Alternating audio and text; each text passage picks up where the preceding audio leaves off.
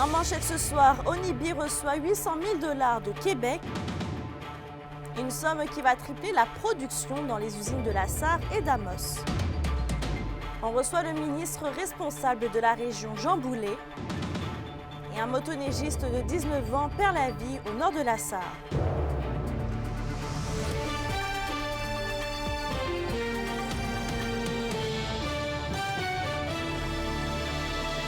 Bonsoir tout le monde et bienvenue parmi nous. Le ministre du Travail et ministre responsable de la région est de passage. Jean Boulet a profité de sa présence pour annoncer un montant de près de 800 000 $ à l'entreprise Liqueurs La Sarre. Anthony Dallaire était sur place. Automatisation et robotisation de la chaîne de production. Voici les mots d'ordre de la division Onibi de Liqueurs La Sarre. C'est l'aboutissement d'un travail qui a duré quasiment 2 ans. Par jour, c'est 30 000 canettes d'eau qui sont produites par Onibi. Avec des travaux rendus possibles grâce à l'octroi de plus de 800 000 $ du gouvernement du Québec, l'entreprise projette de tripler sa production dans ses usines à La Sarre et Amos. C'est une entreprise, moi, qui m'impressionne réellement. Ils ont une vision d'avenir, ils veulent développer les marchés. Ce sont une dizaine de personnes qui sont en emploi dans les 2 usines. Bien que l'effectif soit suffisant, en contexte de pénurie de main-d'œuvre et avec le désir d'expansion de l'entreprise, il était essentiel pour eux d'optimiser leur installation. Les employés à l'usine de La Sarre étaient déjà en place, donc on lui donne un coup de pouce avec l'automatisation pour produire plus, mais travailler un petit peu moins ou moins difficilement. Et puis ensuite, tout ce qui est hygiène, salubrité, donc c'est important aussi d'augmenter les standards en termes de production agroalimentaire. L'automatisation, la robotisation, c'est des voies d'avenir. Alors, ce qu'on fait ici, c'est de rehausser les compétences des travailleurs, tripler la capacité de production, se rapprocher d'une source d'approvisionnement en eau, donc contribuer à réduire les gaz à effet de serre. Donc, c'est un grand bénéfice pour tout le monde. L'enjeu de carboneutralité est également un aspect important du développement de l'entreprise. En plus d'embouteiller leur eau dans des canettes d'aluminium, Onibi assure le transport de ses marchandises avec un camion 100% électrique. Une de nos plus grosses sources polluantes était vraiment le camion pour le transport de l'eau de source. Fait que pour nous, c'était important dans la catégorie des ballons de plage à attraper. Ça, c'était le premier ballon de plage. Et l'usine de La Sarre aussi, on a reçu un montant intéressant pour enlever le chauffage à l'huile qu'on avait et tout remplacer par un chauffage électrique. C'est donc une annonce très importante pour l'entreprise qui souhaite distribuer ses produits hors des frontières du Québec dans les prochaines années. Anthony Dallaire, RNC Nouvelles, Amos. Vos réponses à la question du jour TVA, une présentation de la clinique infirmière Nord-Ouest partout dans la région. Notre équipe peut vous recevoir pour un bilan de santé, une infection, le suivi de maladies chroniques et bien plus. Contactez-nous pour plus d'informations ou visitez notre site web. Et à la question du jour, on vous demandait, trouvez-vous que le gouvernement du Québec soutient assez les entreprises de la région? Vous avez répondu non à 53 %.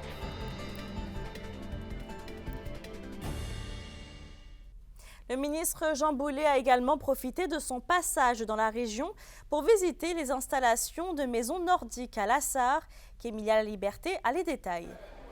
Avec les travaux d'agrandissement de son usine à La Sarre, Maison Nordique pourrait être en mesure de dynamiser l'offre d'habitation dans la région. On rajoute une autre ligne de montage. Ça va nous permettre d'être encore plus présents dans les marchés, le multilogement, les maisons unimodulaires. On avait la capacité de faire environ 60 maisons par année. On va passer aux alentours de 90 maisons par année à partir de la fin de l'année 2024. À l'heure où une crise de l'habitation sévit, les maisons préfabriquées pourraient être avantageuses sur le plan de la rapidité et de la productivité de construction. Le plus grand avantage, c'est vraiment que la maison est bâtie toute à l'intérieur. À l'abri des intempéries. On connaît vraiment précisément le nombre d'heures que ça prend pour bâtir notre maison, nos modules. L'autre avantage, c'est le coût des matériaux. Ça nous permet d'acheter des matériaux en grand volume. Donc, on est capable d'avoir des meilleurs prix pour les matériaux. Au début du mois de février, le ministre québécois du Travail, Jean Boulet, a déposé le projet de loi 51 visant à moderniser les pratiques dans l'industrie de la construction. Essentiellement, c'est un projet de loi qui vise à combler nos écarts de productivité avec l'Ontario puis le reste du Canada, à améliorer l'accès de groupes québécois issus de la diversité et bien sûr à améliorer la polyvalence. Comme l'embauche de la main-d'œuvre est un enjeu important, le ministre Boulet estime que les bénéfices de la mesure gouvernementale pourraient être nombreux pour la région. On a des problèmes d'attractivité, de rétention. On manque de main-d'œuvre dans beaucoup de métiers. Et il ne faut pas négliger la priorité d'embauche régionale, mais quand on n'a pas assez de travailleurs et travailleuses, on pourra recourir à ce que la mobilité peut représenter de positif. Kémilia La Liberté pour RNC Nouvelles. On reçoit maintenant le ministre responsable de l'Abitibi-Témiscamingue, Jean Boulet, ici dans nos studios. Bonsoir. Oui, bonsoir. Comment allez-vous? Ça va, merci vous? Merci, oui, ça va. Bon, on sait, vous avez quand même plusieurs casquettes. Vous êtes ministre de la région, du nord du Québec, de la Mauricie, aussi ministre du Travail et même député de Trois-Rivières. Comment ça se passe avec vos plusieurs casquettes? Ça va bien. J'aime ça, l'action, particulièrement dans nos régions. Vous le mentionnez, l'Abitibi-Témiscamingue, pour moi, c'est un peu une histoire d'amour, hein. À chaque fois que je viens, je rencontre des personnes intéressantes, dévouées, puis il y a des partenaires qui s'intéressent à toutes les questions d'économie, de société, puis d'humanité. Fait que ça me rend extrêmement heureux d'avoir toutes ces casquettes, Mélissa, comme vous dites. On sait qu'il y a plusieurs dossiers ici dans la région. On va commencer déjà par la fonderie Horn qui dit songer à fermer prochainement. En tout cas, les actionnaires, les investisseurs vont se prononcer, vont décider d'ici quelques jours. Quelle est votre position finalement dans ce dossier? Est-ce qu'au niveau du gouvernement, vous comptez soutenir la fonderie Horn? Ce que nous avons l'intention de soutenir, c'est la santé des gens qui vivent à Rouyn-Noranda ainsi que l'environnement. Vous savez que ma collègue aux affaires municipales a un plan d'action qui devrait être dévoilé incessamment, puis j'ai l'intention d'être avec elle.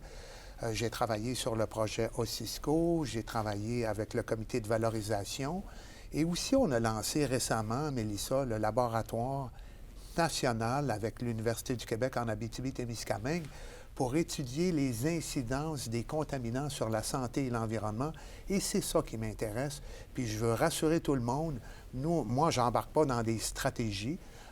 On a imposé, on a demandé d'atteindre des objectifs et on demeure exactement sur ces positions-là. Est-ce que ça veut dire que vous allez soutenir la fonderie Horn pour le projet d'émissions, de la réduction des émissions atmosphériques? Il faut atteindre les objectifs absolument de réduction des émissions et ça va demeurer tel quel. Bon, on passe maintenant en santé. Vous savez, avec la fin de la chirurgie, des chirurgies vasculaires à Amos, comment vous comptez justement aider la population par rapport à ce service qui n'est plus dans la région? Bien, on n'est pas la seule région, hein. La chirurgie vasculaire et thoracique, c'est devenu extrêmement complexe.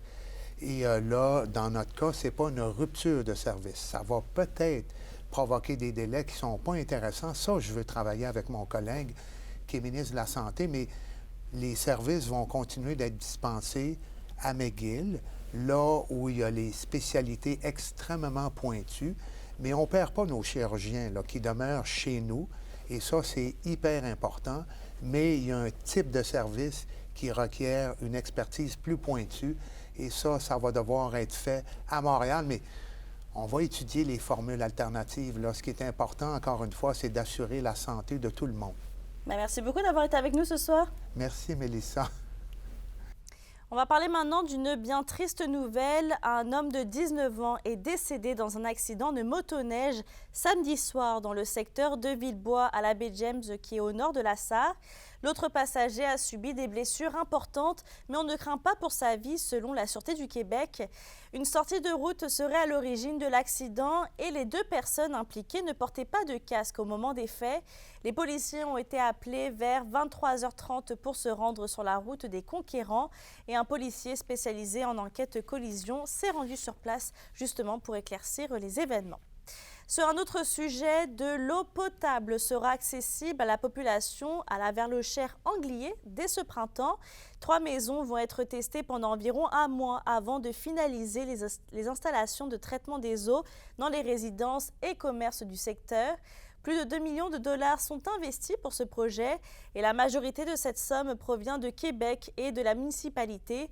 On rappelle que le réseau d'aqueduc est la cible des avis d'ébullition depuis maintenant plusieurs années. On est après à planifier ça pour envoyer des messages, savoir qu'est-ce qu'on fait, qu'est-ce qui va arriver, puis mettre le monde au courant de tout ça, là. Parce que aussi, s'il y a des gens qui disent « moi, je ne veux pas installer ça, ça va être une autre affaire, là. » Mais écoute, ça peut arriver. Mais ça, il faut faire de la paperasse en fonction de ça. Et ça se fait, là, puis dans les prochains jours, ça va être réglé. Le centre de crise de Malartic, besoin d'aide 24/7, annonce sur ses réseaux sociaux qu'elle va ouvrir ses portes au printemps prochain. La date officielle va être dévoilée prochainement. On rappelle que l'organisme a pour but de faire de la prévention du suicide à travers de la sensibilisation et de l'intervention partout dans la région. Dans le dossier de la desserte régionale, la coalition Avenir Québec doit colmater les failles de son programme d'accès aérien aux régions, selon le Parti québécois. Le porte-parole du troisième groupe d'opposition en matière de transport et de mobilité durable, Joël Arsenault, affirme qu'il n'est pas suffisant d'offrir des billets à 500 $ alors qu'on ne stimule pas la demande. Ainsi, on a abandonné des liaisons à Montjoly et les vols vers Gaspé qui ont été réduits de 30 %, toujours selon lui. Selon Joël Arsenault, Québec doit agir maintenant, notamment pour favoriser les déplacements interrégionaux. Pour les villes de nos régions, puis il faut soutenir ces initiatives-là. Bien là, on attend qu'ils livrent la marchandise. Il y a un budget le 12 mars prochain. C'est déjà tard, mais à un moment donné, il faut passer à l'action. On a de grandes ambitions pour le Québec, pour les régions. On espère que la CAQ en aura autant. Alors que les renouvellements de bail battent leur plein, l'Association québécoise de défense des droits des personnes retraitées et pré-retraitées de Rouyn-Noranda tient jusqu'à la fin du mois de mars des ateliers de sensibilisation sur le sujet. L'organisme est d'avis que la tranche de population qu'il représente n'est pas toujours au fait des droits et des obligations des locataires et des propriétaires. Une séance d'information a lieu demain à la salle Poly de la bibliothèque municipale à 9 h, notamment avec un représentant de l'Association régionale des locataires. L'indice boursier minier au TVA Nouvelle 18h est une présentation de GFM Groupe Financier. Dirigeants d'entreprises et particuliers, fiez-vous aux experts de GFM pour vos placements, assurance de personnes et assurance collective. Car pour vous, ils vont au-delà de la finance. Je m'appelle Frédéric Roy-Hall, le directeur général de Cisco en fête. Restez avec nous, on vous parle du bilan de la fête d'hiver 2024.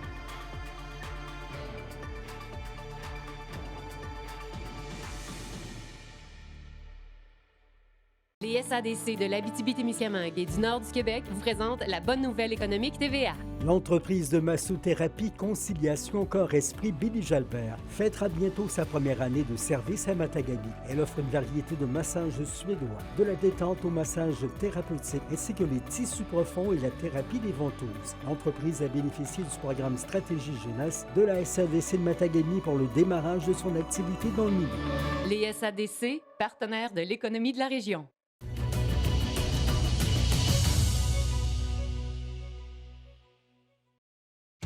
La chronique culturelle vous est présentée par Bruno et Jasmin Leclerc, denturologistes. Des cliniques à la fine pointe de la technologie pour vous servir à La Sarre et à Amos. Stéphanie, c'est hier que prenait fin la 37e édition de la fête d'hiver de Rouyn-Noranda.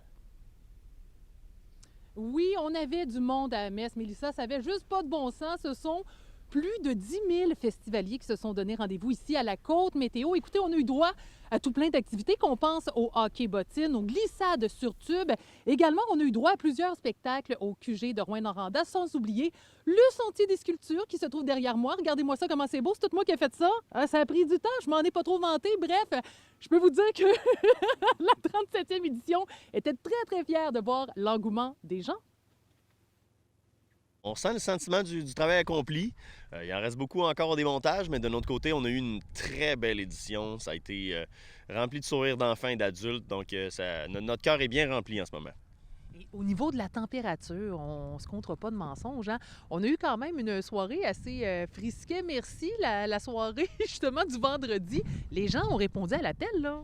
On est en Abitibi-Témiscamingue. On s'attend à rien de moins de ça. S'ils ne seraient pas avec nous, ils seraient en skidoo à quelque part ou à la pêche à la glace. Donc, de notre côté, on pense que c'est le concept même de la fête d'hiver, c'est de faire des activités dans des conditions qui sont très hivernales, puis d'en profiter, puis de venir mettre le nez dehors, comme dirait Fridou. Est-ce qu'il y a une activité en particulier ou est-ce qu'il y a eu beaucoup de gens qui se sont amassés là? Notre parade des mascottes, ça fonctionne énormément. C'est la deuxième année qu'on le fait. Ça a été très, très populaire. Ça a été vraiment le fun. Les tournois sportifs, ça s'est bien passé. On a une participation énorme à la course du 5 et du 10 km. Donc vraiment, on essaie de faire un bilan de quelle activité a mal fonctionné cette année, puis on n'en a pas trouvé. Ça s'est vraiment bien passé. Un énorme merci d'être venu mettre des gants et des tucs pour sortir dehors, ça c'est sûr. Naturellement, il faut le braver le froid, mais on vous remercie, tout le monde est venu, mais un gros merci à tous nos commanditaires aussi qui ont permis de rendre ça gratuit cette année, puis on l'espère pour les 10 prochaines années ensuite. On a une grosse équipe permanente, puis on a une grosse équipe de bénévoles. Tout le monde était bien impliqué, le CA était très présent aussi.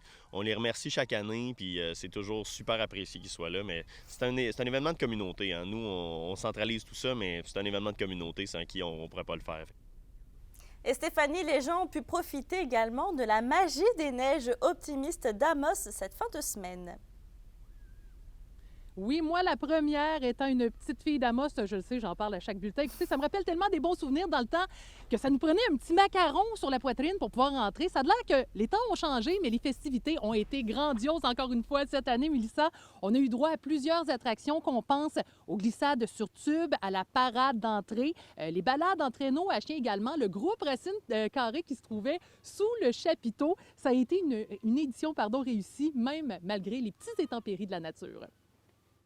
On se sent bien après les résultats. On a eu la météo quand même avec nous. On a dealé avec des imprévus météo. Il n'y avait pas beaucoup de neige cette année, puis c'est la magie des neiges. Fait que on avait nos entrepôts de neige, les commerçants qui nous réservaient de la neige. Puis, compte tenu qu'il n'y a pas beaucoup de neige cette année, on s'était fait des réserves ou on s'était réservé des bancs de neige. Et les enfants avaient beaucoup de plaisir. C'est toute l'énergie des petites familles qui sont venues nous voir. Je remercie beaucoup le monde d'Amos qui participe aussi à l'événement. Salut tout le monde, mon nom est Alexandre Cabana. Restez des nôtres parce que dans quelques instants, je vous fais une passe sur la palette et vous dévoile tout ce que vous devez savoir d'une grosse fin de semaine d'hockey de nos équipes de la région. Tout ça et un petit peu plus au journal de 18h.